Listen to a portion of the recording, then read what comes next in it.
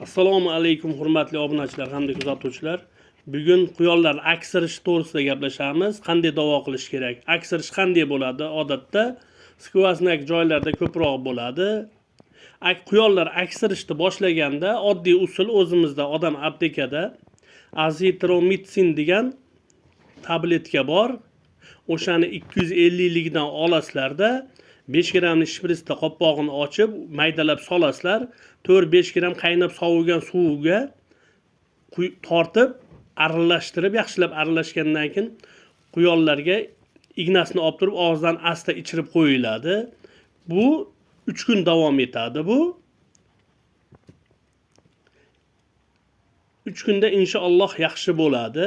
Endi shunaqa videolar uchun bitta like bosib qo'yamiz. Inshaalloh shunaqa videolardan keyingi kunga boshqa kasalliklar bo'yicha yana ozgina yengil video qilib chiqarib turaveramiz. Sizlardan albatta obuna bo'lmaganlar obuna bo'lib qo'yasizlar. Like'larni bosib, o'z fikringizni kommentariyaga yozib qoldirasizlar.